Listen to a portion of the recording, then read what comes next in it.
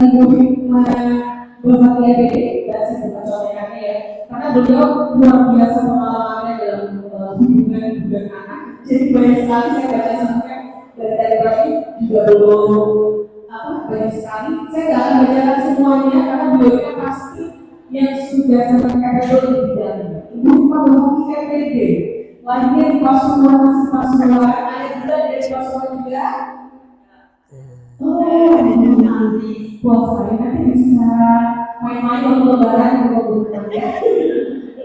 Dan beliau juga pelatih saat ini sedang menempuh S3 di Psikologi Pendidikan Universitas Negeri Malang. Saat ini beliau juga menjadi ketua perempuan untuk bangsa Jawa Timur dan juga merupakan pendiri dan juga fasilitator untuk kok Pradata Kopatara ya, itu agak susah Jadi komunitas untuk ibu dan anak untuk mengatasi hal-hal yang berhubungan dengan komunikasi, kemudian kekerasan terhadap anak atau juga pada ibu. Baiklah, yang perlu panjang lebar, saya persilakan kepada Ibu Bapak. Saya kayaknya lebih cocok melihat juga kayaknya ya, karena biar kayak Gen Z itu, maaf, saya kasih ini dulu, belum bisa. Bukan ini ininya. Oke. Oke. Beri tepuk tangannya untuk Bapak ya, Bunda.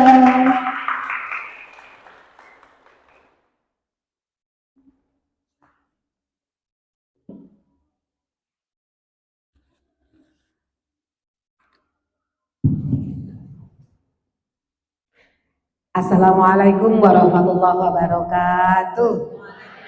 Bismillah, alhamdulillah, Allahumma sholli ala sayyidina Muhammad amma ba'da.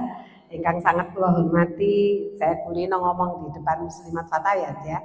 Jadi pakai bahasa Jawa dulu. Sudah ustus mastis keluar. Bunyai Nafis, bunyai kita semua, inspirator bagi kita dalam mendidik putra-putri kita. Para panitia yang nggak sengaja seragam kita kok senada seirama ya, padahal nggak janjian. Kalau saya sih ngambil yang nyantol di belakang pintu gitu aja. Ibu-ibu, bapak satu orang, kayaknya memang yang ngomong parenting itu yang paling peduli ibu-ibu ya. Padahal menurut panjenengan bapak-bapak perlu dengerin nggak sih? Perlu. Kenapa bapaknya nggak diajak? Nggak mau. Oh ngomong. Atau sudah nggak ada kayak saya ya. Saya juga rondo alias single mom ya.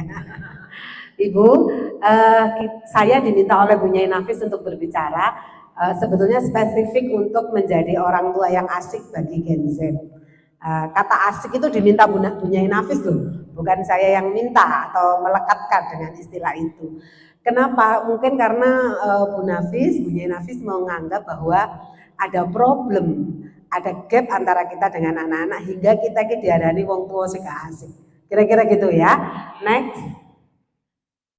Nah ini dia, Gen Z ini lahir 96 sampai 2012. Kira-kira sekarang ini mereka usianya 9 sampai 26 tahun. Kalau jenengan punya anak antara 9 sampai 26, itu berarti jenengan punya anak Gen Z ya. Menurut siklus perkembangan psikologi 9 sampai 26 tahun itu terbagi setidaknya 3 tahapan ya nantinya.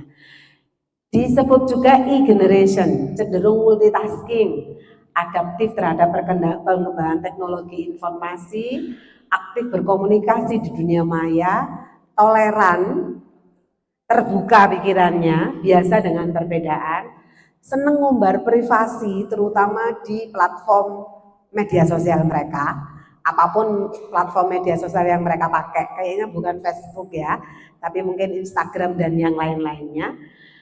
Cenderung mandiri, ambisius dan mengedepankan finansial. Cenderung itu artinya sebagian besar anak-anak yang berusia 9 sampai 26 tahun itu cenderung itu.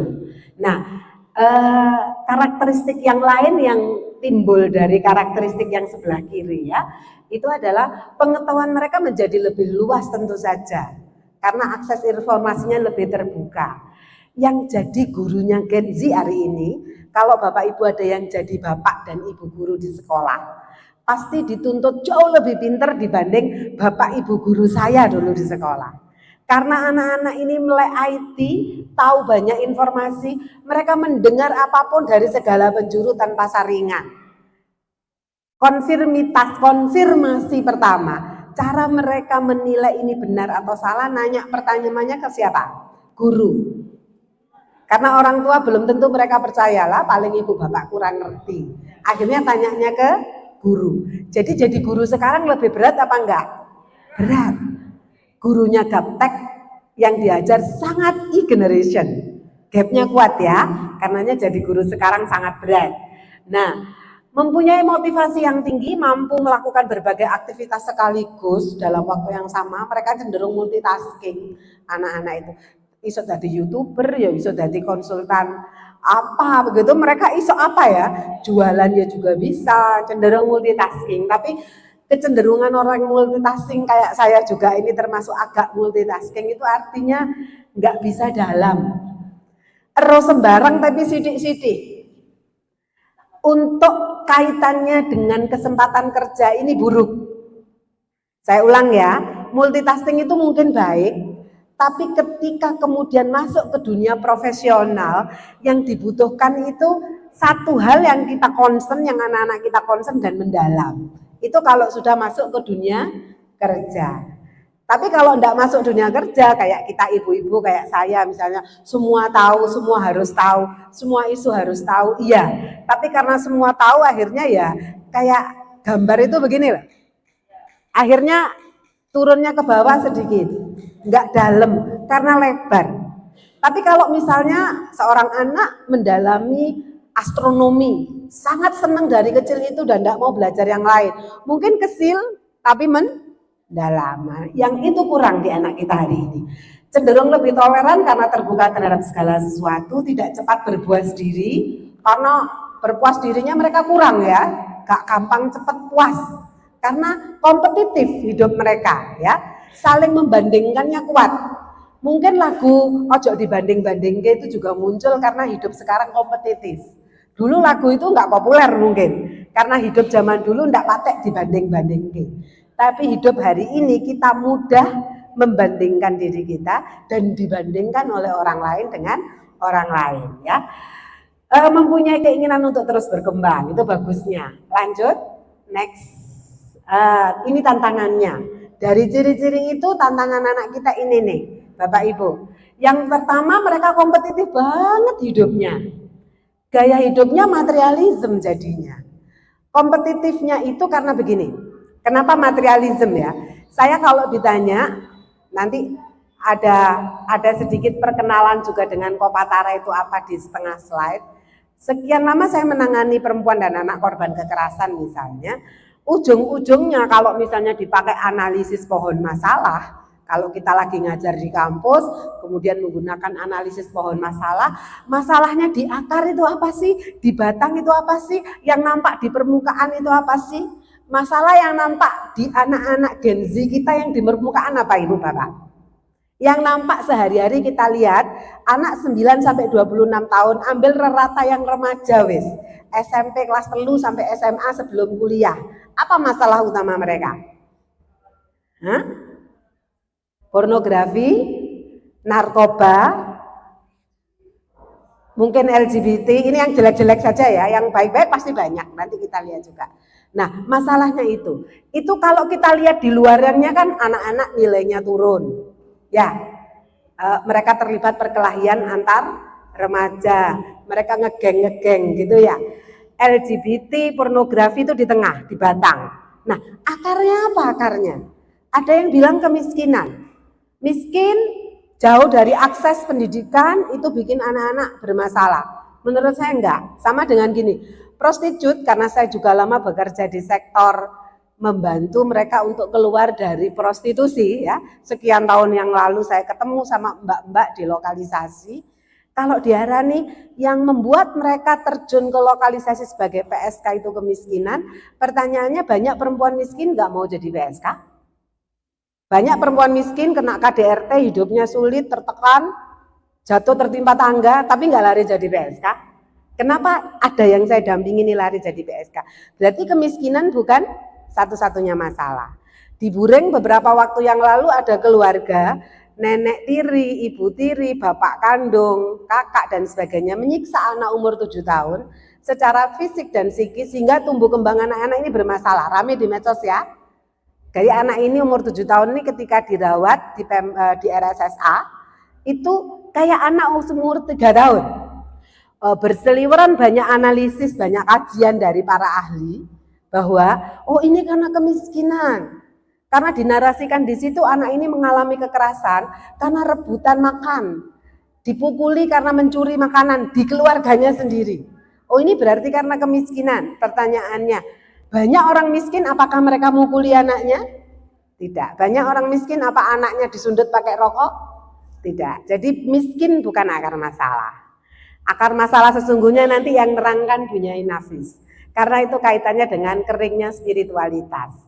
Jadi semakin jauhnya kita dari norma agama, norma sosial yang menjadikan kita semakin materialisme. Nah, anak-anak ada di situ. Kompetitif banget mereka. Ketika mereka sudah mulai kelas 3 SMA yang dipikir itu kuliah apa sing cepet kerja. Bener apa enggak? Ketika mereka lulus SMP dan mendapati orang tuanya enggak begitu mampu, SMK ndi sing aku ndang iso kerja. Lek aku kerja ndek kene piro gajine? Jadi pertama kali tadi kan ya cenderung kepentingannya adalah finansial. Yang dipikir anak-anak, yang ditakar anak-anak tentang sukses dan bahagia itu selalu materi. Gaya hidup yang materialisme itu ditunjukkan memang. Karena semua orang, bahkan kita orang tua cenderung mengarahkan mereka untuk seneng iku le, uripe seneng iku nduk, lek materi ini. Oke, kira-kira gitu ya. Seneng ya Yutina iku apa anake saiki wis kerja gajine sakmene lho. Bukan seneng ya Yutina anake hafal Quran 30 juz kan, bukan begitu ya. Yang kayak gitu enggak begitu dinarasikan.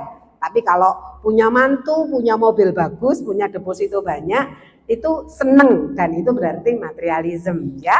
Gaya hidup yang semakin materialisme. Kompetitif enggak kalau sudah begitu? Wih, banyak. Jadi anak-anak kita semakin ego, selfish istilahnya ya. Lek ngerjakno tugas, lek ono sing nyontek itu mereka marah sekali. Zaman sampean bilang cilik, contoh-contohan biasa ya. Arek saiki gak gelem, Bu. Lek iso tugas iku ya apa carane ngemek ati teko Pak Guru dhewe, koncone liyane gak disenengi. Kompetitif sekali hidup mereka, kasihan. Nah, percepatan perkembangan teknologi ini menjadikan mereka budak atau majikan. Jangankan anak-anak, kita juga budak teknologi ya Ibu ya. Jenengan kalau ndak nyekrol WhatsApp itu enak apa ndak? Padahal ngerti yo, sik dibales engko awan iki lho yo gak apa-apa. Tapi rasanya kok gak enak lek gak nyekrol WhatsApp, betul ndak? Termasuk saya. Karena banyak perintah bermunculan dari grup-grup WhatsApp ya, pekerja kayak saya ini. Nah, selalu kita akhirnya ostos-mastis gitu kan. Hidup kita dikendalikan oleh produknya manusia yang namanya gadget ini ya, teknologi informasi ini. Mobilitas perubahan pekerjaan, banyak peluang karir versus cepatnya perubahan jenis pekerjaan. Jadi sambatane pemberi kerja 3 tahun yang lalu, para pemberi kerja di Indonesia, konsorsium pemberi kerja di Indonesia melakukan semacam simposium. Mereka menilai seperti apa sih angkatan muda pekerja Indonesia kaitannya dengan bonus demografi. Bonus demografi ku maksudnya apa, Bu? Wong Indonesia iki sampai 2030 yang terbanyak itu di kurva tengah. Iku sing usiae Gen Z. Sing akeh iku sing iso golek duit. Sing dadi beban ambek sing arek cilik titik. Iku wong Indonesia. Karena KB cukup sukses, yang sepuh-sepuh juga ini ya. Jadi yang terbanyak itu yang bisa kerja. Karenanya kita dianggap sebagai negara yang memiliki bonus demografi terkuat sedunia bersama Cina. Pokoknya negara-negara yang seneng metengan ya, yang angka natalitasnya tinggi dari tahun ini sampai 2030 itu mengalami bonus demografi. Iku rada diwedeni mbek negara cilik masih sogeh kayak Singapura. Singapura iku cilik sogeh ya. Tapi lek wong Indonesia ngerotok ngrono kabeh wedi wong Singapura ya. Wong Madura diungsi rono dodol sate kabeh kelopak-kelepek ke Singapura. Itu juga masalah stabilitas nasional ya. Oke. Nah, perbedaan nilai antar generasi kuat sekali. Apa yang kita anggap pantas dulu dianggap tidak pantas dulu dianggap pantas oleh anak ini. Perbedaan nilainya kuat ya Bu ya. Saiki sampean ngarani ora pantes le, iku menurut anak-anak pantes-pantes wae ya. Oke. Problem kesehatan mental. Nah, ini nanti ada angka tentang bunuh diri ya. Lanjut.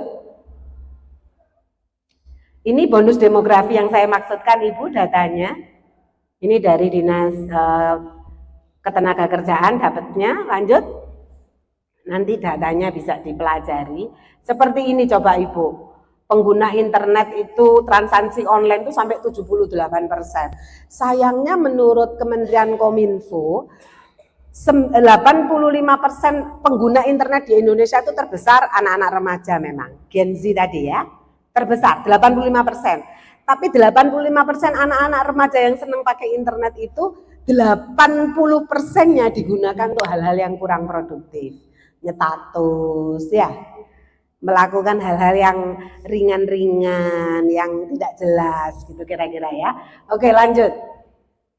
Nah ini tren kasus bunuh diri dari Polri di tahun 2023 ada 971 kasus Bu. Dari Januari hingga Oktober saja, nggak sampai setahun Bu ya. Iki sing terlaporkan ya Bu ya. Sing nggak terlaporkan kira-kira luwih akeh kok ndak? Ya, kalau bunuh diri sih cenderung terlaporkan ya karena kejadian besar. Terbesar kedua se-Indonesia itu Jawa Timur, ada 184 kasus dari Januari hingga Oktober 2023. Kasus bullying meningkat enggak? Anak-anak kita yang mengalami bully di sekolah, di lingkungannya meningkat.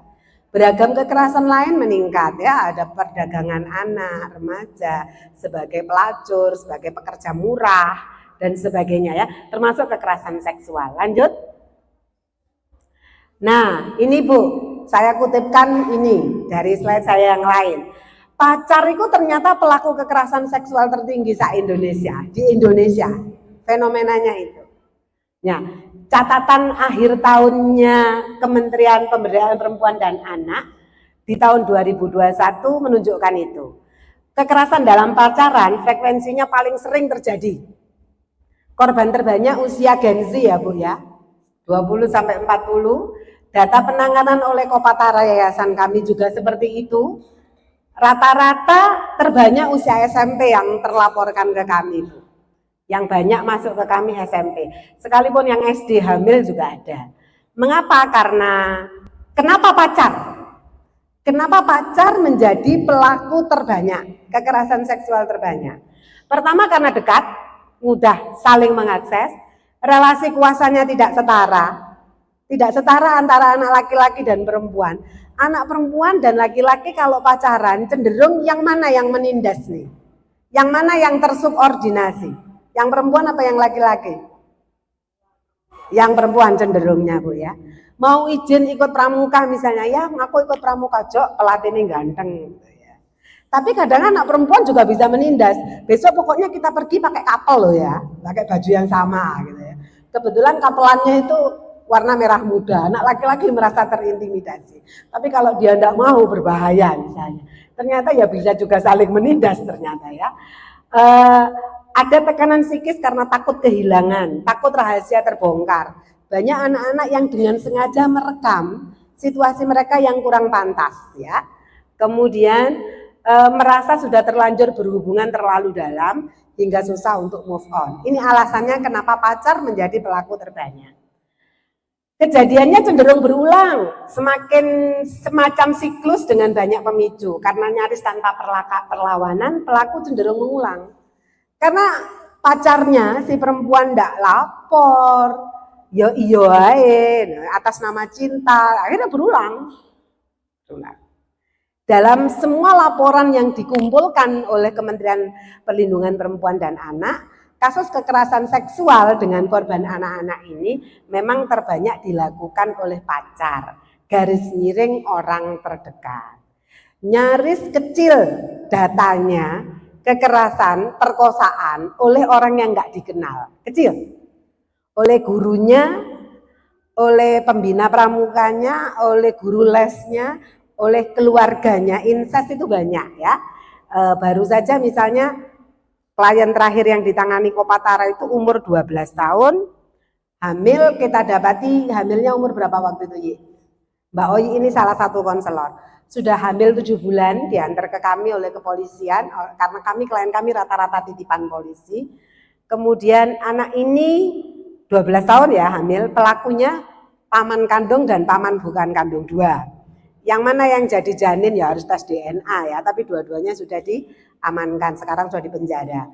Nah, anak ini dulu dilahirkan oleh ibu pada saat ibunya umur 12 tahun, juga karena perkosaan.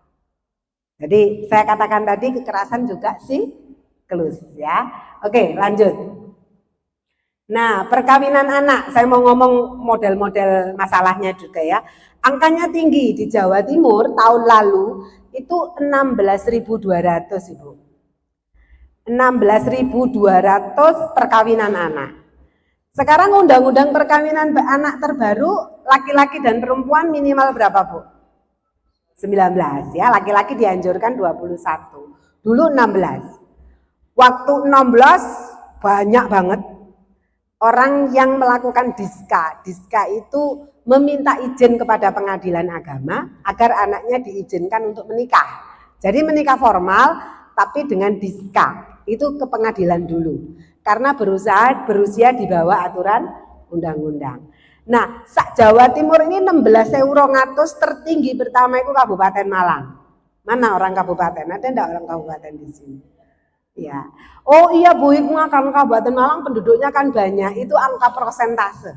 Bukan karena penduduknya banyak, itu sudah persentase. Tertinggi memang Kabupaten Malang. Saya waktu ditanya wartawan, saya bilang, oh kebetulan kalau di dapil saya terbanyak itu karena sadar hukum. Jadi orang tuanya begitu tahu anaknya kebablasan, hamil, dinikahkan tapi dimintakan ke pengadilan hingga menikahnya resmi.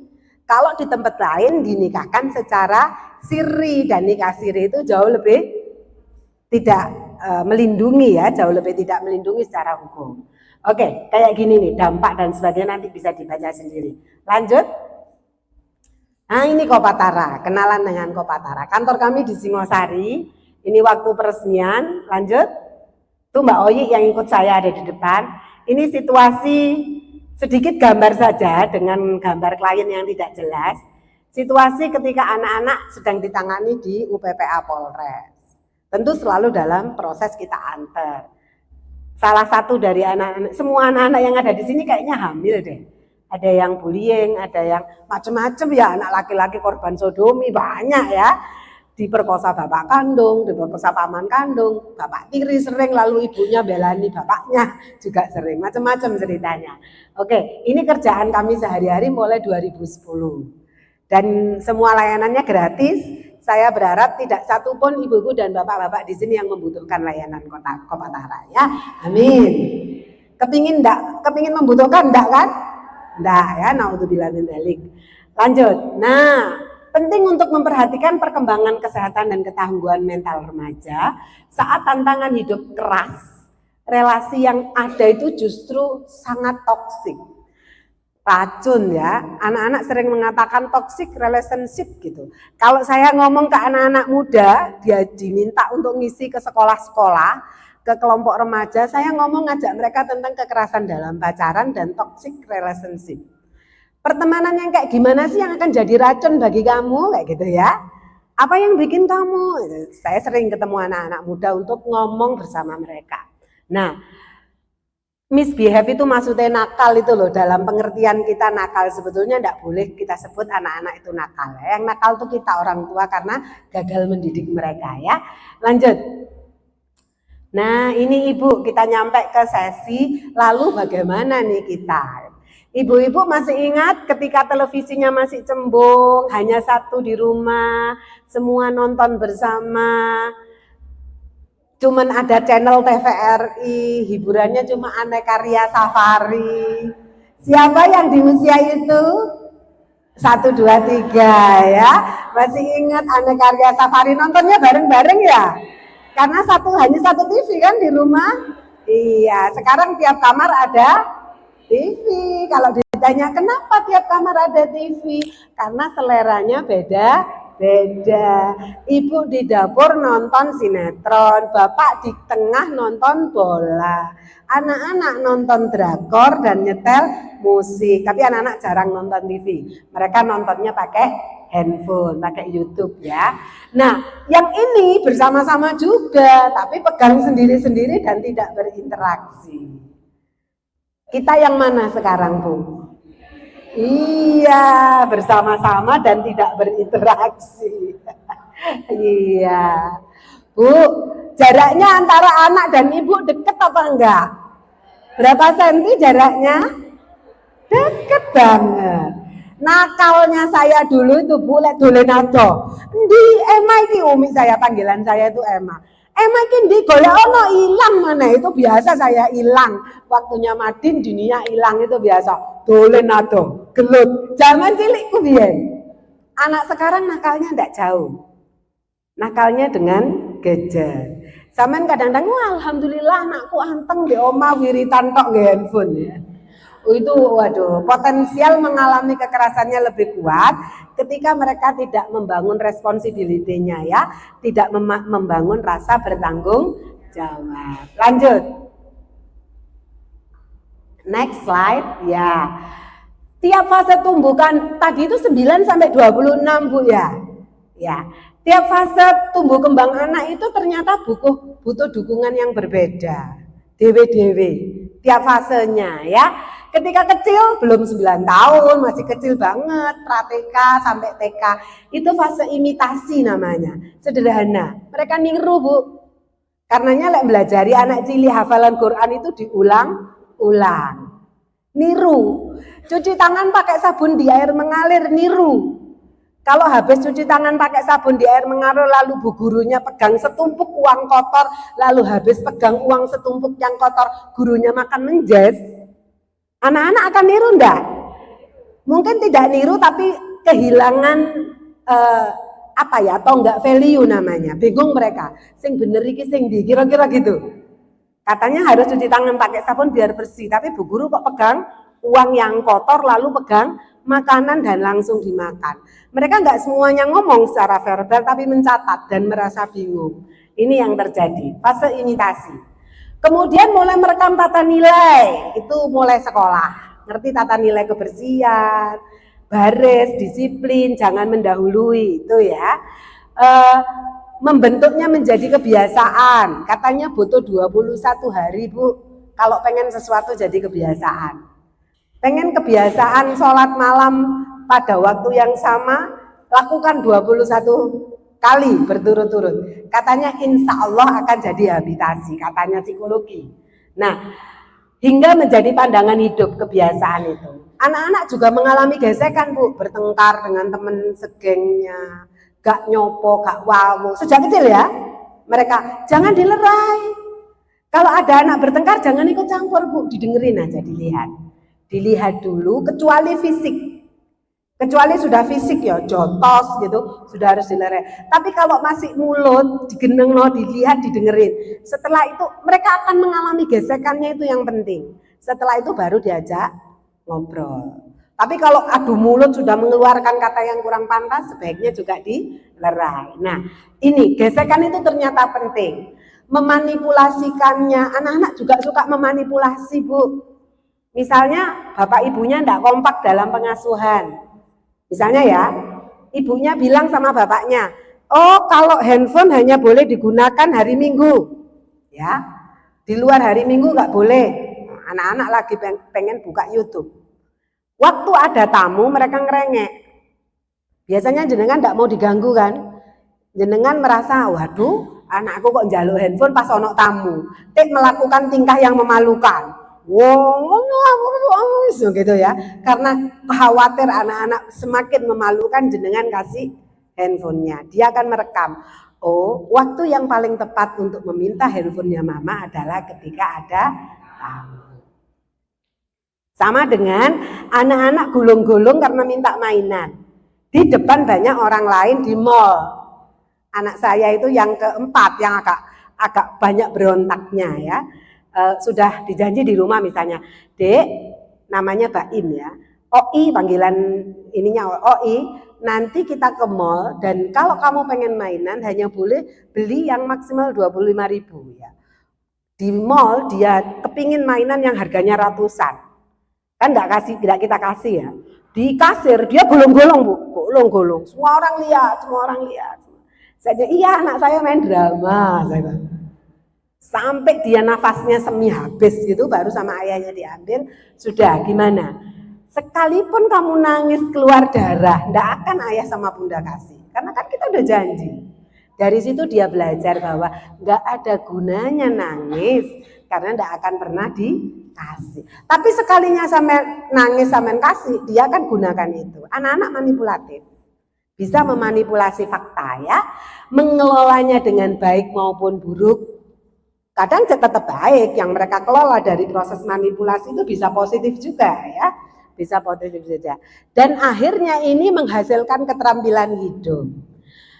Disertasi saya S3 sekarang itu tentang resiliensi anak-anak korban kekerasan seksual yang kami dampingi. Bagaimana mereka mencoba bertahan hidup untuk kembali bersekolah.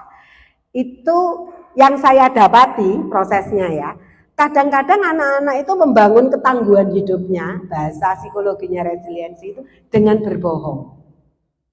Berbohong untuk menarik perhatian, berbohong untuk mendapatkan kasih sayang, itu manipulatif kan? Tapi itu membangun resiliensi enggak? Iya, ternyata membangun resiliensi juga. Nah, jadi manipulatif itu juga fase-fase dalam pengembangan psikologi mereka. Lanjut. Relasi ortu dan anak, tiap fasenya kayak gimana? Nih Bu, tadi kan kita fokus ke usia 9 ya. 6-12 itu ketika mengenal pertemanan intens, ortu sebagai teman, tapi tetap harus melakukan supervisi Bu, pengawasan. Kalau sudah agak dewasa, ortu sebagai teman, komunikasi dibangun dengan dialektika dan saling respect dalam berdiskusi. Bandingkan dengan ketika anak-anak masih kecil. Jadi babysitter, jadi pengasuh dan penanam tata nilai. Nah, dari ilmu psikologi juga saya dapatkan informasi bahwa bayi sampai usia batita, ketika attachment-nya, kelekatannya dengan orang tuanya bagus, itu punya daya tahan untuk hidup yang sangat bagus. Jadi bayi dan batita, kalau attachment-nya, kelekatannya dengan orang tua bagus, dengan pengasuhnya, termasuk babysitter, bagus dan positif, maka daya tahan hidupnya ke depan juga bagus. Lanjut. Nah, anak bagi Anda, kita ini nganggap anak kita ini apa Bu? Gen Z kita itu kita anggap apa? Satu, tabungan masa depan. Melbuo sekolah kedokteran ae enak kerjoe enak, gajine gede, berarti anak adalah tabungan, gitu ya. Berarti sampean sejak awal memang sudah berpikir mau nitip numpang hidup ke anak-anak, bener nggak? Nah, anak tabungan. Tempat menitip obsesi, waduh kalau obsesinya positif bagus Bu. Misalnya nih, saya sama almarhum ayahnya sama-sama mondok dan tidak selesai, tidak kayak punya Nafis. Mondoknya tidak pakai api lah, nggak mendalam. Kami punya obsesi. Dari 4 anak kami harus ada yang konsentrasi di bidang agama dan total. Kok ketemu setelah ditawar-tawar, setelah diajak ngobrol, setelah diberikan persuasi, nomor 4 dan nomor 2 itu seneng di bidang agama. Maka mereka hanya mondok tok gak sekolah. Sekolahnya ijazahnya pakai UPERS. Tapi sekarang juga sudah kuliah Bu ya. Tapi mereka full spesifik mendalami agama biar enggak banyak waktu terbuang gitu ya. Itu obsesi kami yang tidak tercapai. Itu positif. Ada yang begini, ibunya pengen dulu jadi ratu kecantikan gitu ya. Kok sekarang nggak terpenuhi? Ada kan film itu ya, anaknya dipaksa jadi ikut putri-putrian gitu ya. Atau Anda, kita memperlakukan anak kita seperti gelas kaca yang rapuh dan mudah pecah. Diotek uang gak oleh, dipaido uang gak oleh. Sekarang cenderung ini ya yang kita lakukan ya, yang dilakukan para orang tua ya. Jadi kadang-kadang justru orang tua yang masa lalunya ndak enak, itu cenderung memperlakukan anaknya kayak gelas kaca yang mudah pecah. Jadi kayak uripku biyen gak enak, ojo sampai anakku mengalami hal yang sama. Banyak ada orang tua yang kayak gitu? Banyak. Gurunya dikriminalisasi, dilaporno yang polisi, boleh sepisan nyelentik misalnya ya. Semua tetangganya jadi musuh karena pernah memperingatkan anaknya. Jadi anaknya nggak tersentuh, untouchable. Itu kalau kayak gitu berbahaya sekali, Ibu. Atau amanah yang kebetulan ada, wis moro meteng ya apa maneh ya wis kaya wedhus kacang diingu sak karepe gitu ya. Yang mana nih? Atau kita menganggap mereka amanah istimewa yang unik dan patut dihargai. Kenapa saya bilang unik? Karena setiap anak itu punya preferensi hidup yang berbeda-beda. Lanjut. Mereka menganggap kita kayak gimana nih? Kadang anak-anak sudah gede sekalipun nganggap kita lelen, Bu, ya. Wes dikawinno, ya, sik njaluk digawekno omah. Ada ndak yang kayak gitu? Wes digolekno kerjaan, sik bingung njaluk mobil. Ada ndak yang kayak gitu? Akhirnya orang tuanya cenderung jadi lilin. Menerangi tapi habis. Lilin itu kan menerangi tapi habis ya. Membakar dirinya sendiri. Jenengan tuh kalau jadi lilin, Bu, jenengan kehabisan nafas ya, kehabisan tenaga. Karena semuanya jenengan konsentrasikan untuk menerangi orang-orang di sekitar jenengan. Atau kita perisai ampuh yang ada selalu setiap saat. Ya iku mau oleh anaknya gelas kaca iku mau perisai kita kan. Pokoknya aku anaknya gak boleh disentuh. Atau kita jadi panglima. Kalau kita jadi panglima itu begini. Bahasanya gini, kita mendampingi anak-anak kita, mendorong mereka untuk tumbuh dan berkembang secara optimal sesuai dengan kemampuan masing-masing. Lah arek gak iso matematika ya ojo dipaksa pinter matematika, Bu. Lah anake sampean gak seneng olahraga ya jangan dipaksa seneng olahraga. Yang boleh dipaksa itu menutup aurat, sholat, itu boleh dipaksa. Selainnya itu jangan dipaksa ya. Selainnya itu jangan dipaksa. Lanjut. Nah, kita bisa, karena itu kita kemudian bisa menjadi pendengar yang aktif, berempati dan respek, saling percaya dan jujur, mengetahui batasan. Ini Gen Z, Bu. Jadi anak-anak itu boleh enggak punya rahasia? Boleh. Boleh enggak orang tua pengen tahu rahasia anak? Boleh.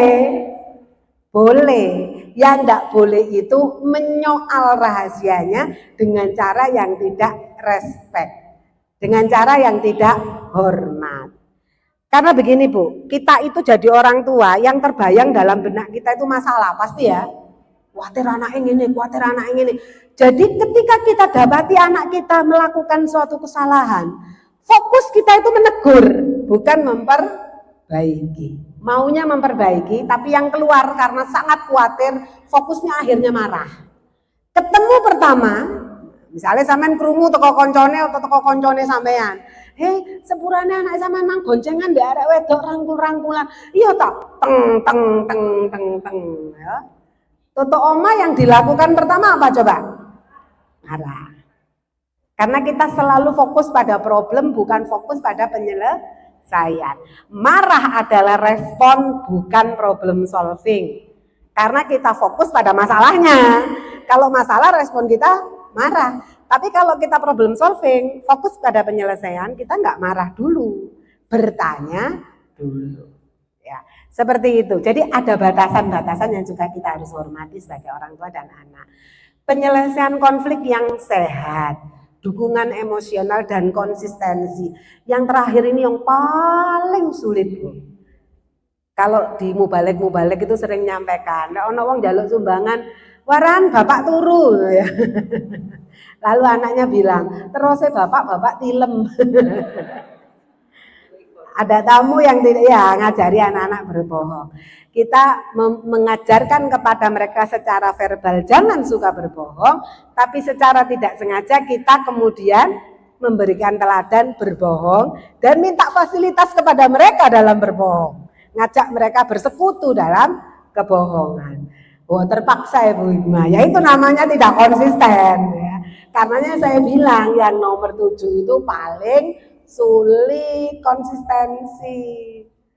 Ya, termasuk kompak dalam pengasuhan itu sulit nggak sih? Sulit. Saya dulu sama almarhum tuh suka tidak kompak dalam hal makanan. Kalau saya kan agak ketat ya, anak-anak nggak boleh minum soft drink, nggak boleh begini, nggak boleh begitu, begitu kan ya. Nah, kalau keluar sama ayahnya tuh mereka kayak merdeka gitu. Wih, seneng kalau sama ayah minum Sprite boleh, minum Coca-Cola boleh, kalau sama bunda nggak boleh gitu kan. Nah, akhirnya ketika masih fase imitasi, yang dilakukan anak-anak mencari yang menyenangkan atau tidak menyenangkan. Bapak ibunya kompak, mbak kak kompak. Banyak enggak gitu? Ada di sini mbak-mbak yang tidak kompak? Bapak sama ibunya sudah menetapkan aturan, uang jajan maksimal sekian, pulsa dan paket internet sekian. Mbak sing tanah cok rame-rame. Karena bersaing dengan papa dan mamanya anak-anak untuk mencari perhatian dari sang cucu. Kadang-kadang bapaknya juga begitu, bersaing dari mamanya untuk mendapatkan perhatian. Jadi mau ngasih yang enaknya ke anak gitu ya. Kira-kira anak ini paling seneng dikai apa sih? Nah, itu bersaing dalam ketidakbaikan ya. Oke, dukungan nanti lanjut. Kembangkan respek dalam anak kita terhadap dirinya maupun bagaimana mereka respek dengan orang lain di sekitarnya. Maksudnya begini, Bu. Respect itu apa sih? Saya selalu mengatakan R atau respect, saling hormat, itu komponen utama dalam pengasuhan. Respect, membangun rasa hormat. Dari respect itu muncul tanggung jawab, muncul. Sejak kecil anak-anak harus diajari untuk respect pada dirinya sendiri. Anak perempuan misalnya, ngajarkan kepada mereka untuk menutup aurat, itu sebetulnya kan ngajari mereka untuk respect. Sayang, kenapa sih agamamu mengajarkan kita, agama kita mengajarkan kita perempuan untuk menutup aurat? Itu karena kita ini muslimah yang penting dan harus dihormati. Bagian dari hal penting dari menghormati diri kita adalah menutup aurat. Karena tidak semua hal dalam diri kita itu boleh diperlihatkan kepada yang bukan muhrim. Nah, ini kan bahasa untuk anak-anak yang sudah gede dan isok mikir. Kepada anak kecil gimana berbeda-beda. Tapi membangun respek terhadap diri sendiri itu penting, Bu. Anak wedok rodok ketus-ketus ini babana, Bu. Kan ada anak perempuan yang rodok ketus-ketus ini ya. Itu sebetulnya dia membangun respek atas dirinya sendiri. Yang penting bukan ketus angkuh. Beda ya. Angkuh, selfie, sombong, bukan itu. Tapi kalau ketus dalam pengertian dia membangun respek terhadap dirinya dengan cukup berhati-hati untuk bersama dengan orang lain dan membuka diri ke orang lain, itu bagus. Karena problem utama anak-anak yang mengalami kekerasan yang saya dapat itu mereka tidak respect terhadap dirinya sendiri. Begitu sudah touch ya dengan pacarnya, dipegang, dicium, mesti keterusan ke yang lain kan gitu. Itu sudah kelaziman zaman ya. Karena banyak anak kecil di sini, saya nggak bisa lanjutkan dengan hal yang lebih spesifik ya. Karena kalau ngomong klien-klien saya itu, masya Allah Bu, memang kalau yang ke Kopatara itu sudah sangat-sangat parah yang ke Kopatara. Nah, Ibu dalam rangka membangun respect itu, yang paling terbaik itu membangun dengan instrumentasi. Ini strateginya. Tadi tata nilainya, sekarang strateginya. Maksudnya bagaimana, Bu? Instrumentasi itu maksudnya apa? Jenengan ngajari anak-anak buang sampah pada tempatnya, ya. Ini cerita teman saya yang melahirkan anak pertamanya, membesarkan anak pertamanya di Australia ketika dia mengambil PhD di sana, fellowship bersama seluruh keluarga. Anaknya sampai kelas 5 SD di Australia. Ketika nyampe ke Indonesia, anak ini kalau menyampah, sampahnya dipegang, Bu. Kayak gini nih, dipegang. Sebelum mendapatkan tempat sampah, ini tetap dipegang, Bu. Mau sampah pisang, mau apa, dia pegang atau dia kantongin. Dia cari tempat sampah. Itu bertahan 2 bulan, Bu. Begitu bulan ketiga dia pulang ke Indonesia, dia sudah mulai kotor dan sembrono kayak yang lain. Buang sampah sembarangan. Sama papanya ditegur, sayang kok jadinya sekarang buang sampah sembarangan? Jawaban dia, mencari tempat sampah susah Pak di Indonesia. Itu instrumentasi yang gagal. Tata nilainya adalah buang sampah pada tempatnya, jaga kebersihan. Itu tata nilainya ya. Instrumentasinya adalah ada tempat sampah dan contoh membuang sampah. Tata nilainya adalah menjadikan Rasulullah sebagai rujukan di rumah kita. Instrumentasinya di rumah sering diperdengarkan sholawat, jenengan bacakan kisah-kisah Rasulullah, jenengan dekatkan kisah sahabat-sahabatnya Nabi. Itu instrumentasi. Mengapa coba veteran ini ngomong instrumentasi ya? Saya logikakan tentang instrumentasi. Mengapa kalau upacara bendera di kecamatan tanggal 17 Agustus, bapak-bapak kita yang veteran ngelihat bendera merah putih dikibarkan itu nangis guguk-guguk? Kenapa coba? Karena ada kelekatan emosional dengan bendera yang dikibarkan. Sementara anak-anak di belakang dulinan, lempar-lemparan kacang, ono sing longgo ndek ngisor. Jangan disalahkan, mereka nggak punya ikatan dengan merah putih. Kalau mbah-mbah veteran marah-marah karena itu juga nggak bijaksana. Bukan begitu caranya membuat anak-anak menghargai naiknya bendera merah putih. Karena nggak sama ikatan emosionalnya. Karenanya instrumentasi perlu dibangun. Dengan cara apa? Dikasih tahu ke anak-anak bagaimana beratnya perjuangan mengangkat bendera merah putih itu sampai berkibar bebas di bumi Indonesia. Itu yang tidak kita lakukan kan? Ya, kita cenderung marah kan? Nah, instrumentasi itu penting. Ini caranya. Gen Z itu Bu, paling males kalau dituturi. Anak 9 tahun masih oke ya. Gen Z tadi kan 9 sampai 26 ya.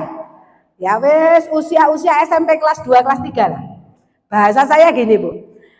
Arek TPQ, TK TPQ, arek lanang bahkan tangi mariados sik teles sampean wedaki beluk gelem ya. Lucu ya seweger ngono ya, diwedaki beluk arek lanang. Coba SD kelas 1, mau mereka pakai bedak? Enggak. Karena sudah membandingkan dengan temennya yang lain. Begitu mereka lulus SD, kita sudah nggak jadi panglima lagi dalam hidupnya Bu. Mau ngelanjutkan SMP mana iku lho taren kancane apa taren wong tuane? Kancan, pacare. Mau melanjutkan SMA mana? Taren kancane apa pacare apa wong tuane? Semakin jauh Bu kita sama anak-anak kita. Itu kalau kita gagal melakukan instrumentasi dalam pengasuhan. Nah, semacam itu. Karenanya instrumentasi itu harus diciptakan. Tidak benar kalau instrumentasi itu mengalir dan ada dan tumbuh dengan sendirinya. Jenengan rawuh ke sini, ikut kegiatan ini, belajar bersama kami semua, termasuk saya belajar. Karena saya juga bukan contoh ibu yang baik. Kenapa saya bukan contoh ibu yang baik? Saya ini pelaku kekerasan dalam rumah tangga, Bu. Karena saya jarang bersama anak-anak saya. Saya tidak bersama mereka untuk ASI eksklusif, jelas tidak. Anak saya yang keempat saya tinggal karena dapat proyek di Papua ketika dia masih 1 tahun. Anak yang satu karena saya politisi, bisa dibayangkan ya, politisi perempuan, apalagi sekarang single mom juga ya, luar biasa sibuknya, ndak karu-karuan, yo ngurusi partai, yo si ono yayasan, ngurusi banyak hal gitu ya. Jadi kalau saya bilang ke anak saya yang saya lakukan apa, mekanisme yang saya bangun, meminta maaf, mengatakan kepada mereka, yang terideal itu Bunda ada bersama kalian. Ada bersama kalian ketika untumu pupak aku ono gitu ya. Senengnya ngelihat anak giginya tanggal kita yang nemeni. Saya nggak punya fase-fase emas kayak gitu. Keempat anak saya yang mengasuh ART atau saudara. Karena saya sibuk bekerja. Saya sibuk melakukan banyak hal. Ketua Fatayat NU Jawa Timur, melakukan banyak proyek-proyek dengan banyak funding asing di banyak pulau di Indonesia, hingga kemudian bikin saya, oh iya, saya ini pelaku kekerasan dalam rumah tangga gitu ya. Kalau sekarang saya sampaikan ke anak-anak, mereka ketawa, iya Bunda ini pelaku KDRT ya. Karena jarang ada di rumah ketika mereka fase-fase awal tumbuh kembang. Apakah saya menyesali itu? Pasti. Kalau ditanyakan kepada anak-anak kita, yang mereka butuhkan itu waktu pendek dan berkualitas atau panjang dan berkualitas? Panjang dan berkualitas. Tepuk tangan untuk ibu rumah tangga. Untuk ibu rumah tangga yang bener loh ya. Nanti berkualitas di rumah panjang tapi nggak berkualitas, rebutan remote, rebutan kuota internet, itu ya gak berkualitas judulnya. Sampai tinggal drakor, sampai tinggal nonton sinetron, ya tetap gak berkualitas. Maksudnya panjang dan berkualitas. Kalau aktivis kayak saya, perempuan kayak saya, pekerja kayak saya ngomong, bagi kami yang penting quality time, itu nggak benar. Saya menolak itu. Sekalipun saya pelaku. Karena saya tahu pasti yang dibutuhkan anak-anak itu waktu yang panjang dan berkualitas. Lah lek wis kari kadung dadi kaya kula niki ya napa? Pertama aja akeh-akeh wong wedok kaya aku ya Mbak Nafis. Jangan terlalu banyak perempuan terlalu sibuk kayak saya. Sibuk satu hal nggak apa-apa. Kalau politisi tok itu masih nggak patek sibuk Bu. Tapi saya ini kan politisi dan yang lain-lain, jadi sangat sibuk gitu ya. Sebaiknya tidak terlalu banyak perempuan kayak saya di lingkungan terkecil kita. Karena yang mau kita kembangkan adalah pengasuhan bersama berbasis komunitas. Anaknya sapa wae sak dasawisma iku anakku gitu loh Bu. Sampeyan saiki wani ya ngono. Jewer anake tangga wani apa ndak? Le ayo le, Madin, le Dinia le, ayo ngaji TPQ wani. Berani ndak sampean jewer anake tangga mergo gak ngaji? Zaman saya kecil dulu biasa dijewer tetangga.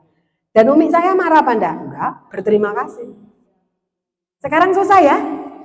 Padahal itulah pentingnya pengasuhan bersama berbasis masyarakat, berbasis komunitas. Gak iso Bu, omahe sampean apik dhewe lek tanggae sampean gak apik gak iso. Sampean batasi internet di sebelah, wifi bocor. Iso apa enggak? Gak bisa. Sampean batasi anak-anak pegang gadget, dia ke rumah saudara sampean di samping dipinjemi gadget, bisa enggak? Jadi tata nilai itu harus disepakati dengan komunitas. Adakah komunitas yang kayak gitu? Ini tantangan. Iso ndak sampean sak RT kaya ngono? Lek RT kakean, sak dasawisma kaya ngono. Nah, ini tantangannya di situ ya.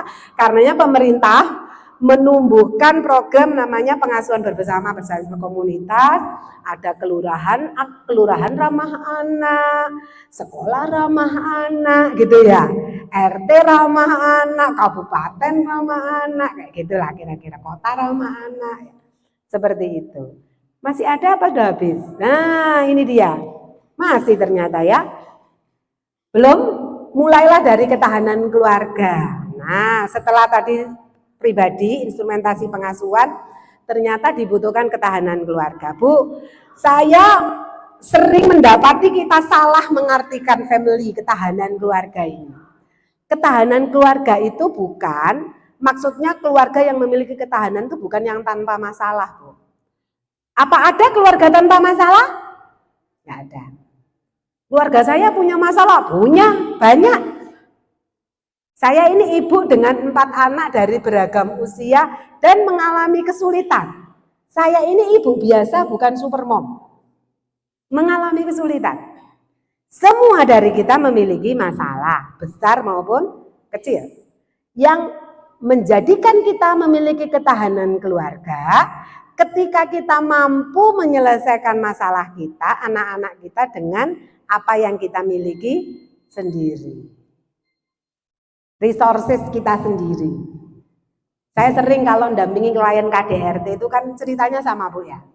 Mbak-mbak kena KDRT ke rumah. Kalau KDRT biasanya saya layani sendiri. Kalau kekerasan seksual itu sudah dengan kepolisian, kejaksaan, rumah sakit dan sebagainya sudah teman-teman langsung yang nangani. Karena kalau KDRT itu kan spesifik Bu. Itu biasanya mengadunya sama. Ya Allah Bu Hikmah, bojo kula niku Bu Hikmah, wis pokoke bapake ku gono apike Bu. Elek tok wis diudal-udal. Eleke bapake diudal-udal. Angger tanggane kabeh dikandani. Dulure keluarga besar kabeh dikandani. Setelah kita mediasi rukun lah kok meteng. Isin-isin apa enggak? Memalukan. Itu dia enggak resilient. Karena memerlukan orang lain, memerlukan ngomong, memerlukan mengadu, memerlukan dukungan moral orang lain hanya untuk dia lego. Lego itu enggak sama dengan resilient. Ini loh masalah kita ya. Ketahanan keluarga itu harus kita bangun dengan resources yang kita miliki sendiri. Kalau toh minta bantuan boleh, tapi dengan batasan-batasan. Al-Quran itu juga membolehkan kok kita mengangkat hakam ketika ada problem relasi dengan suami kita atau istri kita. Boleh, angkatlah hakam dari orang yang kamu percaya, itu boleh. Di Al-Quran disebutkan itu. Nanti Bu Nafis yang paling pintar menarasikan ini. Lah, lanjut. Nah, ini dia yang saya anggap super mom. Kalau nanti sebentar lagi Desember, ya hari ibu ya, ada banyak gambar kayak gini enggak? Oh, satu ibu pegang banyak hal. Kita ini multitasking, iso sembarang, ambek masak, ambek delok sinetron, ambek gosip, ambek ngomel yang anake ya. Tangan sijine lopo, tangan sijine, seakan-akan kita bisa banyak hal. Kalau bagi saya ini kekerasan. Ini namanya double burden. Ini kekerasan. Kita nggak bisa, kita punya batasan, Bu. Kalau kita terlalu lelah, kita gampang marah. Kalau kita marah, ini yang terjadi. Lanjut. Lanjut, ini yang terjadi. Kita jadi menakutkan, Bu. Kalau perempuan lelah menakutkan nggak? Sampai metu kukuse, saking ngamukane ya. Intimidatif. Pokoknya kudu nurut aku. Delean doa sampean tentokno. Sak senti bergeser toko aturan sampean merasa tersakiti, terdolimi. Enggane opo dendi sampean tentokno ya. Kalau satu hal saja tidak benar, wah sampean langsung meledak. Karena semua hal sampean pegang, sampean tangani, dan sampean kepingin perfect, sampean tidak mau berbagi. Saya punya tim besar dan tim ini saya kasih tanggung jawab. Sak karepmu, gawin sak karepmu, tinggal laporan. Oh, kalau enggak gitu Bu, bisa pecah kepala saya. Karena saya nangani disabilitas, nangani orang dengan HIV AIDS, nangani kelompok sepak bola, amputasi, nangani korban kekerasan, harus pengadilan, harus. Kalau enggak saya bagi kerjaan saya, belum kerja-kerja politik. Wih, gila apa? Saya bagi habis. Saya masih punya waktu bernyanyi-nyanyi di pagi hari sambil senam. Saya harus punya waktu untuk berteman dan merelaksasi diri. Saya punya waktu khusus bersama Tuhan saya, dengan Rob saya di waktu-waktu tertentu yang saya suka.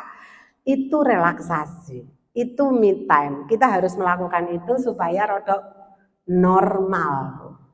Kadang-kadang aneh. Waktu kita banyak tapi kita nggak bisa ya ternyata ya. Tetap intimidatif ya. Ini ada masalah juga. Kita menjadi kurang mendengar masukan atau keluhan. Susah bekerja dalam tim. Termasuk dengan keluarga. Umumnya masalah karakter dan menjadi penyebabnya. Bu, nular ndak ngene yang anak ibu. Laki-laki yang saya bantu angry management, dia pelaku kekerasan ya. Laki-laki ini pelaku kekerasan, terus saya bantu namanya metode angry management, mengatasi marahnya gitu ya. Ketika saya korek-korek masa lalunya gitu, karena kalau kami nangani KDRT itu nggak mau dengar satu pihak. Karena kadang-kadang perempuan korban cenderung memberat-beratkan masalahnya sendiri. Jadi kami harus mendengar dari dua pihak, baru kemudian dimediasi. Banyak bapak-bapak yang saya ajak ngobrol itu nangis guguk-guguk. Kenapa? Ternyata dia dibesarkan dalam keluarga yang bapaknya juga pelaku kekerasan. Ada enggak yang datang ke Kopatara bapak-bapak mengaku korban KDRT? Ada. Sekalipun jarang. Tapi kalau teman laki-laki saya di tempat bekerja mengaku mengalami intimidasi luar biasa dari istrinya, banyak. Tidak nyaman pulang ke rumah, lebih seneng kunker bersama kawan-kawan anggota dewan. Kalau ke rumah itu rasanya kayak masuk begitu, tertekan gitu karena istrinya ngawasi semua hal gitu.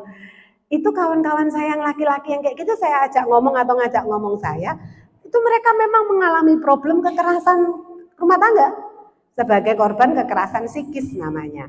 Karena KDRT itu ada 4 jenis, fisik, psikis, seksual, dan penelantaran ekonomi. Nah, kita ini potensial menjadi pelaku di samping jadi korban. Hati-hati ya Bu ya, hati-hati. Umumnya karena kurang bahagia, kurang piknik kata Bu Nafis. Lanjut. Tapi kalau pikniknya Bu Nafis itu kan ngaji, pikniknya itu ya. Kalau kesini tadi terasa piknik enggak Bu? Iya, pokoknya nggak saya dudui yang serem-serem ya. Kalau saya ajak ngomong bedah kasusnya Kopatara, sama nanti bisa mual-mual dan tidak suka makan. Intinya hati-hatilah. Dari yang pengalaman selama 2010 sampai sekarang yang kami tangani, dunia di sekitar kita itu sudah tidak cukup aman untuk anak-anak kita. Itu saja. LGBT saya nangani karena sampai hari ini Fatayat NU Jawa Timur ketika saya ketua itu memulai program dengan Global Fund. Itu sebuah lembaga donor yang nangani penanggulangan HIV AIDS. Kami pegang 12 kabupaten kota untuk 3 populasi kunci G, waria, dan pengguna narkoba jarum suntik. Jadi kalau sampean tanya peredaran narkoba di Malang, terutama yang jarum suntik, saya tahu tempatnya. Saya tahu juga tempat di mana anak-anak bisa bertransaksi. Saya tahu G dan waria tumbuh dan kembangnya kayak gimana. Yang kita lakukan menekan pertumbuhan mereka dan memberikan layanan kesehatan. Ya Bu ya. Jadi itu mengerikan. Kenapa saya sampaikan ini sebagai bagian peringatan kepada kita semua bahwa dunia di sekitar kita itu semakin mengerikan. Dan kita orang tua wajib berhati-hati. Dari anak-anak dengan tipe keluarga bagaimana Bu Hikmah yang potensial mengalami masalah? Dari semua tipe. Saya pernah menangani anaknya kiai. Ada juga pendeta yang melakukan kekerasan seksual. Kiai yang melakukan kekerasan ada. Jadi ini judulnya manusia, human being ya. Jadi semua punya potensi untuk melakukan salah. Kita tinggal melakukan penata laksanaan penegakan hukumnya dan melakukan pelindungan semampu yang kita lakukan. Ya, jadi orang tua capek enggak? Sulit enggak? Saya tanya ke anak kita yang Gen Z. Jadi anak Gen Z capek enggak? Usia SMA kelas 2 ke atas, kalau mereka jujur mereka ngomong capek. Saya sering ketemu dengan mereka. Tahun berapa ya Bu Nafis? Kita keliling Kabupaten Malang, 13 kecamatan yang kita sasar, 13 titik untuk seluruh kecamatan. Kita minta sekolah-sekolah level sanawiyah SMP untuk merekomendasi siswa-siswi mereka per sekolah 15 minimal, ada yang kirim 20, yang menurut mereka punya masalah. Direkomendasi oleh kepala sekolah dan guru BP. Kita lihat portofolio yang dikirimkan oleh sekolah, tahun berapa itu sudah agak lama program itu, namanya program problem solving remaja. Ada yang bilang, anak ini suka bikin kestro di kelas, ternyata dia pengguna narkoba. Anak ini suka misuh-misuh dan jarang hadir di sekolah, ternyata cita-citanya membunuh ayahnya. Anak ini, macam-macam. Itu setelah kita lakukan proses dampingan ke anak-anak ini luar biasa. Kepada anak-anak yang rentan ini ketika saya tanya, usia SMP ya sasaran kita waktu itu, ketika saya tanya, kalau kamu punya masalah sayang, kamu curhatnya ke siapa? Ke guru kelas, ke guru BP, nya semakin keras. Ke orang tua, gitu. Jadi mereka membenci orang-orang di sekitarnya. Cuma tidak dikatakan. Ya cuek, ada yang sampai tingkatan verbal keluar miso, ada yang diem, dikandani ku nggih, ada yang begitu. Ada yang ketika anak-anak ini saya tanya, lalu kepada siapa mereka curhat? Teman sebaya. Bayangkan, lek podo areke takok nyang podo areke, tek komunitasnya podo. Dadine kaya apa? Itu problem kita. Kita berjarak dengan Gen Z kita. Ada gap antara kita dengan Gen Z kita. Yang susah untuk kita. Perlu bridging, perlu jembatan, perlu cara. Oke? Monggo kita diskusikan. Tepuk tangan untuk kita semua. Mama-mama. Tepuk tangan, terima kasih Bapak Satu Ibu ya. Saya akan memberikan 2 pertanyaan. Karena juga waktu yang terbatas, nggak apa-apa ya. Oke. Ya, saya mulai dari sisi sebelah kanan. Ini kanan saya ya. Ada satu pertanyaan. Ini pada malu-malu atau bingung sebenarnya? Banyak pertanyaan ya. Jadinya konsultasi ya, ya kalau ada pertanyaan. Jadi satu pertanyaan karena kalau banyak pertanyaan jadinya konsul. Yang mana orang dulu? Saya bisa dibantu. Yang sebelah sini dulu karena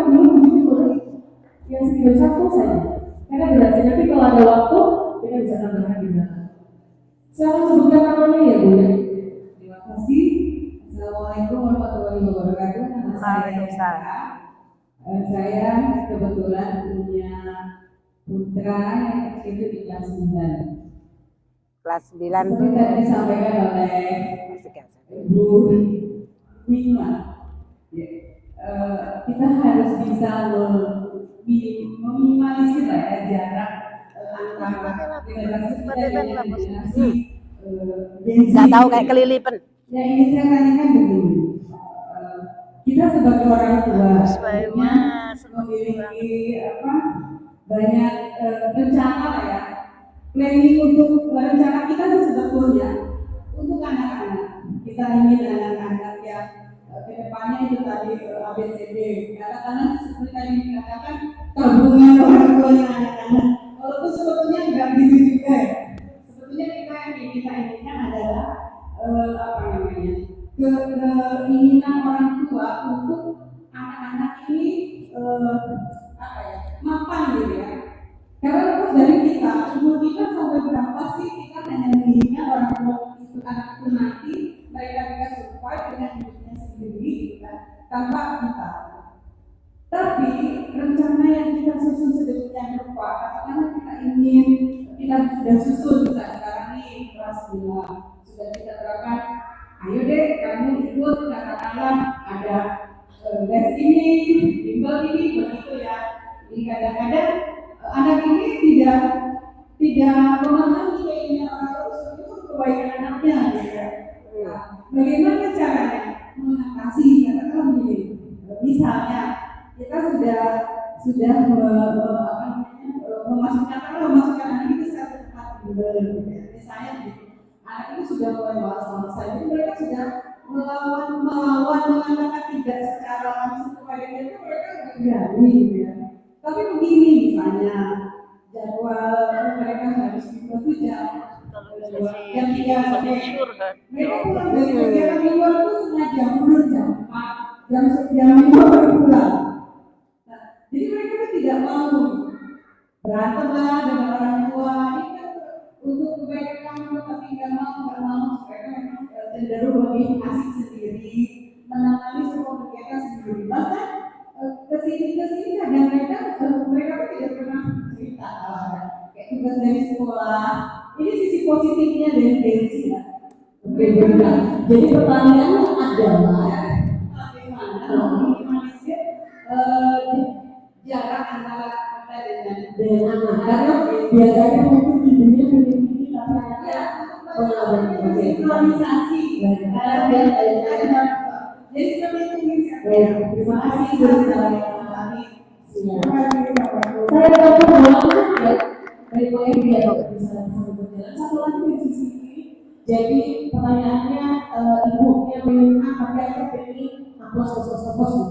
Atau ibunya pengen hapus anaknya pengen juga. Selamat semoga namanya ibu. Waalaikumsalam warahmatullahi wabarakatuh. Saya Dian. Yang ingin saya tanyakan adalah saat ini saya memiliki anak yang fase kita sebagai orang tua adalah fase teman. Oke. Teman diskusi tadi kan disampaikan beberapa fase sebagai orang tua. Yang ingin saya tanyakan adalah bagaimana strategi kita kalau kita menginginkan kita itu melawan anak kita untuk pacaran. Jadi kadang saya menyampaikannya itu jadi nggak usah pacaran, bilang rumahku itu dulu kita sudah berteman sama orang. Luar biasa, tepuk tangan dong, bilang rumahku sudah tercatat gitu ya. Cuman tidak gampang untuk memberikan pengertian seperti itu. Kadang mama nggak sih gitu. Jawabannya seperti itu. Terus atau teman mereka ini membuka kalau misalnya kita melarang mereka pacaran. Tapi di sisi lain ketika misalnya saya mengiyakan itu sepanjang misalnya dia pergi itu rasanya tuh sholawat terus gitu ya. Selama kita di rumah itu aduh lagi ngapain ya, atau mereka lagi ngapain, jadi khawatir gitu. Nah sementara kalau misalnya benar-benar kita larang, saya nggak ingin saya sebagai orang tua itu akhirnya dia nggak mau lagi sama saya diskusi, karena selama ini saya menciptakan apapun yang mereka punya keluhan apapun, saya pengen kita share gitu, jadi sebagai teman. Nah takutnya ketika saya melakukan pacaran, akhirnya mereka nggak terbuka, Jadi kayak umum ya, itu yang saya hindari. Jadi yang saya tanyakan strategi yang atau tips yang paling tepat untuk melarang anak pacaran. Ini tertentu strategi melarang anak pacaran. Ya. Yang pertama, Ibu, tentang bagaimana kemudian mengecilkan jarak. Kalau menghilangkan jarak, saya pikir tidak bisa. Kita secara faktual berjarak. Kita dilahirkan tidak dalam situasi yang sama dengan anak-anak kita. Disebut Gen Z dan E-generation itu karena mereka tumbuh dan berkembang di era teknologi informasi yang kuat, sementara kita enggak. Kita kalau main handphone, secanggih apapun handphone kita, Android kita atau iPhone kita, paling yang bisa kita gunakan cuma beberapa fitur kan, ya WhatsApp, gitu-gitu aja kan. Tapi coba anak-anak kecil yang TK saja, itu sudah pandai banget menggunakan banyak fitur di HP kita. Kenapa ya? Karena dia lahir dalam situasi yang memungkinkan itu terjadi. Jadi jangan pernah kemudian berpikir jarak ditiadakan, pasti ada. Yang benar itu jarak didekatkan. Nah, kalau jarak didekatkan itu harus misalnya nih ya, jenengan di sana, anak kita di sini. Jenengan kepingin mereka ke sana atau jenengan sama-sama ke tengah sama anak-anak? Ya, itu namanya moderat. Kalau jenengan paksa mereka ke sana, itu namanya memaksa, ya. Kecuali untuk hal-hal yang sifatnya syariah ya. Kalau itu nanti kewenangan dan otoritas punya nafis lah untuk menjelaskan. Saya katakan untuk menutup aurat, untuk sholat itu kan sudah pasti tidak boleh ditawar, harus gitu, harus dilakukan. Kalau itu dipaksa pun, lek perlu di kayak banyu raine hanya untuk sholat subuh ya harus kita lakukan. Tidak boleh tidak tega kalau urusan sholat sama menutup aurat. Kalau perlu dipukul di usia tertentu dengan pukulan kasih sayang, itu sudah ada itu ajaran-ajaran yang pasti akan kita dengar nanti dari Bu Nafis. Nah, cuman kalau kita kepingin memperkecil jarak itu kita sama-sama berjalan ke jalan yang sama-sama bisa ketemu dengan anak-anak kita. Kita dengan suami itu berbeda apa enggak sih? Berbeda. Tapi di titik tertentu kita bisa ketemu sama Yayang kita itu, bisa ya ketemu ya. Ketika saya sebut Yayang kok banyak yang tersenyum ya. Yayang beneran apa enggak kira-kira ya.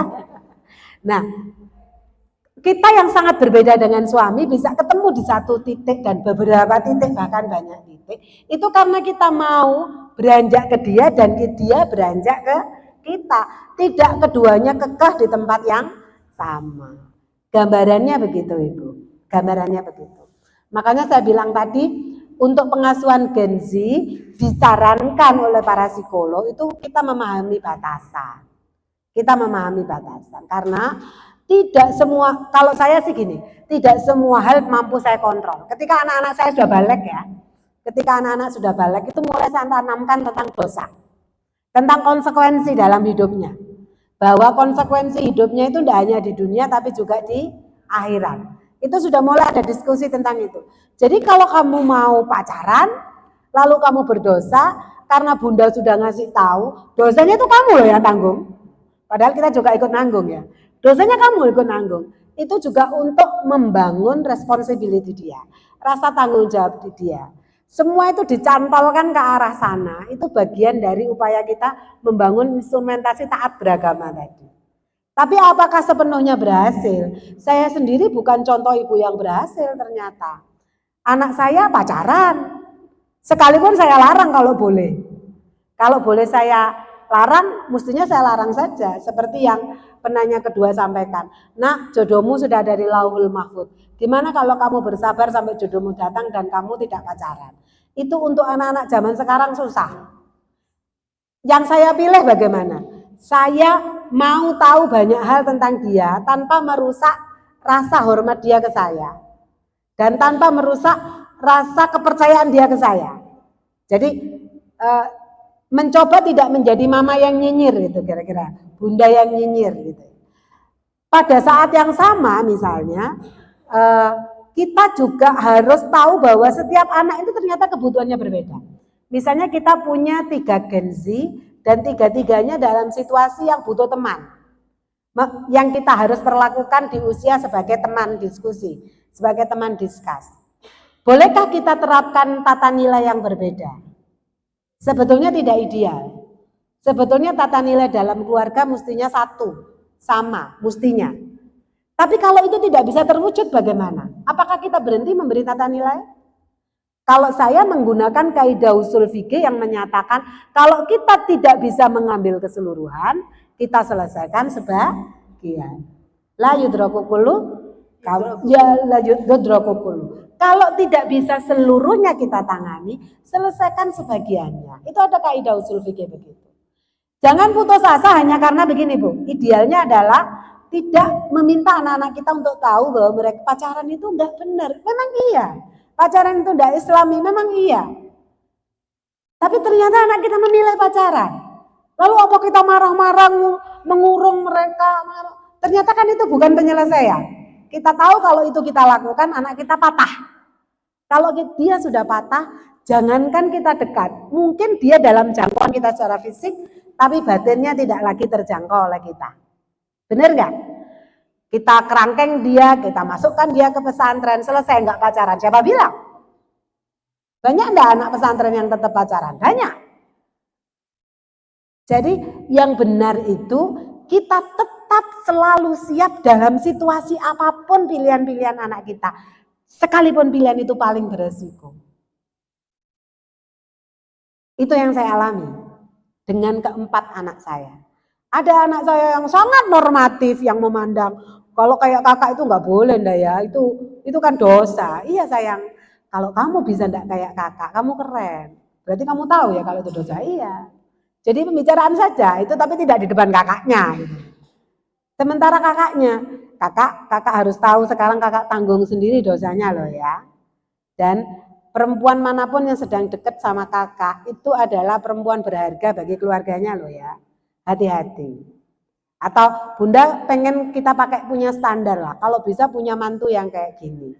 Apakah anak saya nurut? Belum tentu. Belum tentu. Hidup ini sedemikian berwarnanya, Bu.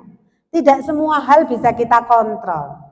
Ketika tidak semua hal bisa kita kontrol, kita lakukan kontrol efektif agar kerusakannya tidak maksimal. Itu strategi. Kayak disaster reduction loh Bu, kayak ilmu penanggulangan resiko bencana. Ilmu disaster reduction itu pengurangan resiko bencana. Kita bisa enggak nangani banjir di Malang? Siapa wali kota yang bisa membuat Malang sama sekali tidak banjir? Sekalipun saya wali kotanya belum tentu saya bisa. Dan saya juga enggak bodoh-bodoh amat mau menjanjikan itu misalnya saya calon wali kota. Karena secara tata ruang, tata ini kita itu sudah enggak karu-karuan lah. Kalau saya ngomong itu nanti jadi panjang. Intinya kita pakai paradigma disaster reduction. Kalau banjir nggak bisa kita cegah, kita kurangi resiko dari banjir itu. Yang salah itu kalau tiap tahun semakin meluas dan semakin lama banjir genangannya.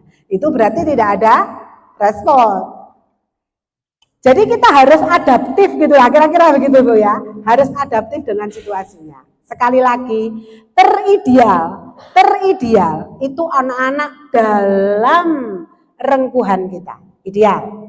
Kalau ada keluarga yang bisa kayak gitu, kayaknya Bu Nyai Nafis ini bisa menjadi teladan untuk hal itu ya. Kalau saya nggak bisa jadi teladan untuk hal itu. Kalau ada keluarga yang pada titik yang paling ideal, anak-anak bersama kita membangun tata nilai bersama dan sama-sama meyakini di titik yang sama, menjadi seperti yang kita idam-idamkan, itu keren. Tapi kalau ternyata tidak seperti itu, yang kita lakukan adalah mengurangi resikonya, mengurangi kerusakannya, meminimalkan kerusakannya sampai sekecil-kecilnya. Kenapa anak saya 1, 2, dan 4 laki-laki Bu, yang nomor 3 yang perempuan. Kenapa kepada anak laki-laki itu saya ngotot ngomong tentang penghormatan perempuan? Ya karena itu. Ya dengan bahasa-bahasa yang sesuai dengan tumbuh kembang mereka, sesuai dengan usianya ya. Kenapa seperti itu? Ya karena saya menganggap sekarang banyak anak-anak yang tidak menghormati teman perempuannya. Nah, ini yang sama-sama kita jaga. Sekali lagi Bu, kita tidak selalu dalam posisi sangat ideal. Ketika kita sudah berusaha, sudah melakukan banyak hal, lalu ternyata Allah memberikan takdir yang berbeda. Kita lakukan kontrol semampu yang kita lakukan. Anak harus dalam pantauan, iya. Pilihannya itu anak tetap terus terang atau pura-pura baik di depan kita. Mau yang mana? Ya. Jadi kita bisa menakar resikonya gitu loh. Pahit enggak? Pahit. Karena ternyata anak-anak ini seleranya nggak sama dengan yang mau kita, yang maunya kita. Loh kok yang kamu sukai kayak gini nak gitu. Setelah diajak ngobrol dia punya praanggapan kayak gini, dia punya konsep kayak gini, dia punya oke, kamu siap ya dengan segala resikonya. Iya enggak, kamu laki-laki, kamu pemimpin keluarga loh ya. Kamu imam nanti di rumahmu, kamu siap ya. Kamu enggak takut nanti istrimu tuh begini, tak kasih tahu konsekuensinya. Karena anak saya sudah di usia menikah yang pertama. Dia ngomong, iya aku nanti kan bisa begini. Mungkin saking bucinnya atau bagaimana ya, saya enggak ngerti.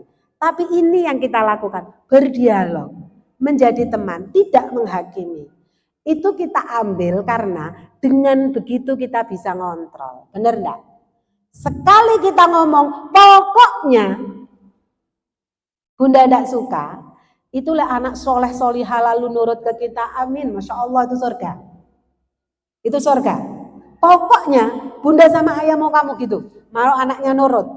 Iya ya, maunya ayah sama bunda ini benar, aku nurut. Masya Allah itu surga. Tapi siapa di dunia ini yang dapat surga kayak gitu terus menerus? Ya kan? Kita pasti juga diuji dengan anak-anak kita, benar gak? Maka yang harus kita lakukan siap. Gunakan resiko paling kecil. Sampeyan pikir, lek aku ngene kok resiko ngene, aku ngene resiko. Ojo ngetutno emosi, Bu. Setiap kali sampean punya prasangka buruk ke anak sampean.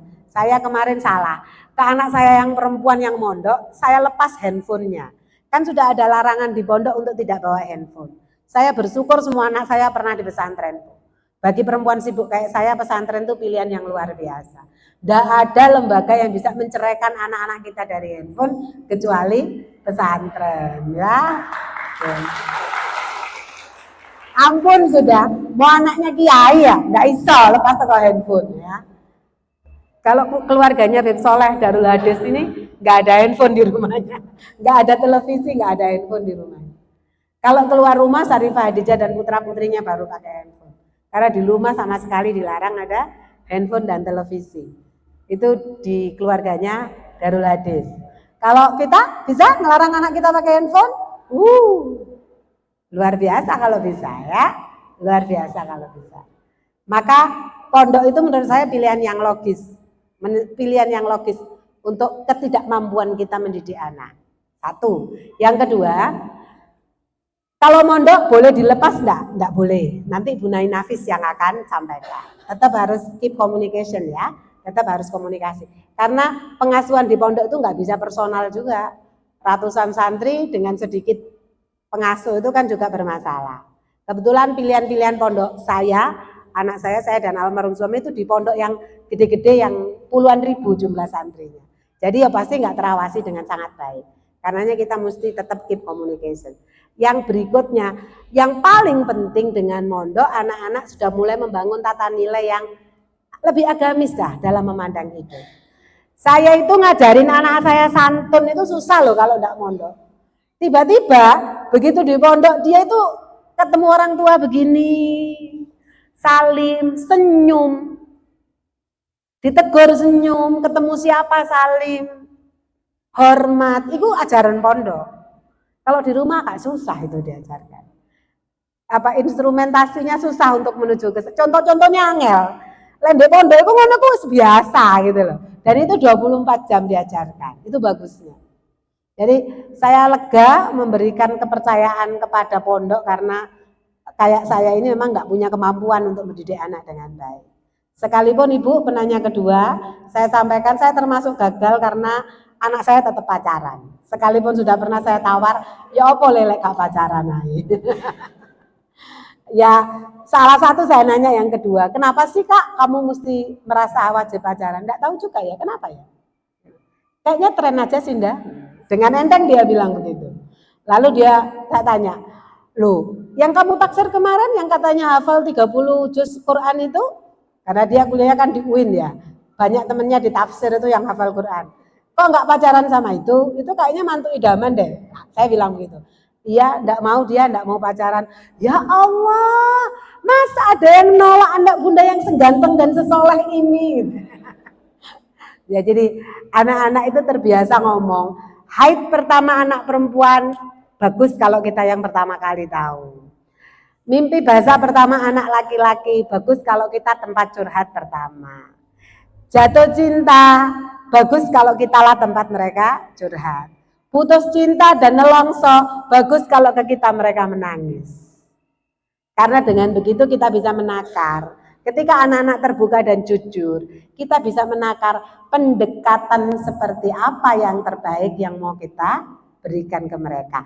Karena setiap anak itu unik dan butuh pendekatan yang berbeda.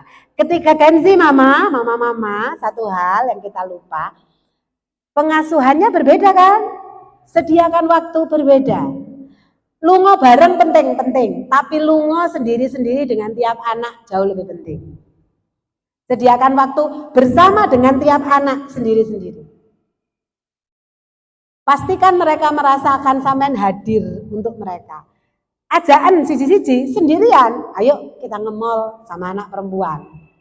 Krimbat bareng, manikur pedikur bareng, beli sesuatu bareng, nongkrong bareng, ngomong bareng. Dengan anak yang suka musik, ke festival musik bareng. Dengan anak yang suka pengajian, ke pengajian bareng. Kita barengi mereka dan sendiri-sendiri. Ketika sendiri mereka cenderung akan merasa mama punyaku, papa punyaku, bukan punya saudara yang lain. Dia akan merasa saya punya mama, punya papa karena saya sendirian. Sedang bersama mama papa dan saya sedang dihargai. Sedang bisa ngomong apapun yang dia suka. Gen Z butuh itu.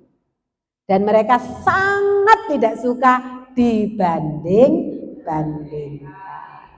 Sesuatu yang cenderung kita lakukan bukan? Ya. Dengan sesama saudaranya maupun dengan teman-temannya yang lain. Jangan. Setiap anak punya keluarbiasaan masing-masing. Anak saya yang pacarannya menurut saya tidak sesuai dengan yang saya maui, justru paling pemurah di rumah. Paling nggak tegoan sama orang. Jadi duitnya, dia kerja duitnya itu habis untuk orang melulu. Saya pernah baca WA-WA-nya itu, ada temen ibunya bayar bayar listrik, minta ke dia. Ada yang anak ustadznya mau lamaran, dia yang sediakan duitnya. Sampai dia berani ngambil duit saya hanya untuk temennya. Itu anak saya yang pertama yang selera perempuannya tidak seperti yang saya idam-idamkan ya. Tapi untuk urusan pemurahnya, merangkul adiknya, sangat dekat dengan mereka yang rentan dan berkekurangan dan mau berbaginya itu luar biasa. Saya suka dia. Saya hormati anak saya di kelebihannya itu, di usianya. Di usia dia saya belum begitu. Anak saya yang lain seneng nulis, pinter, suka diskusi, tapi rodok selfish. Ini yang pernah ditolak cintanya sama yang 30 juz tadi ya. Yang senang memanjangkan rambutnya, lalu kemudian senang ngomongnya sekarang berapi-api tentang idealis banget, tak ilingno. Ibumu itu dewa, naco idealis teman-teman. Idealis banget. Hidupnya itu penuh dengan demo-demo. Sekarang sudah langsung lerem karena dia sudah lurah pondok dan sudah mulai ngajar nahwu. Kan emang sudah hafal alfiah si Ahmad. Kan sudah hafal alfiah dari mu'alimin tebuireng kok mari ngono sedang kuliah demo. Sekarang sudah mulai agak lerem dia, sudah kembali ke habitat pesantrennya, sudah jadi lurah pondok dan sudah mulai ngajar. Nah, yang kayak gini-gini curi-curi enggak? Curi-curi. Dia enggak tahu saya komunikasi sama yainya agar dia ngajar. Itu sebetulnya larangan, enggak larangan, tapi kita lakukan itu instrumentasi. Anak kita enggak perlu tahu semua hal. yang kita wujudkan untuk membangun dia. Karena kalau dia tahu dia malu, nggak bisa jadi malu. Tapi kan kita mengukur resikonya ya. Lek anakku kita genengno demo-demo terus gak mari-mari kuliah ini. Nggak sesuai dengan target-target dia. Oh, ini kudu ditarik ini. Nah, caranya gimana? Tapi dia nggak merasa itu sebagai intimidasi, nggak merasa itu sebagai siksaan dan kekerasan karena dijalani dengan penuh kesadaran dan tanggung jawab. Anak-anak itu perlu mencoba lah intinya ya. Nyoba rono. Kita seneng kalau anak-anak kita terlindungi. Sementara yang kami tangani itu selalu anak-anak yang dalam posisi yang sangat tidak terlindungi, yang datang ke Kopatara itu. Masya Allah, mudah-mudahan tidak satu pun dari kita di sini memerlukan bantuan Kopatara ya. Amin. Baik oleh KDRT maupun jenis kekerasan yang lain. Terima kasih. Luar biasa, terima kasih.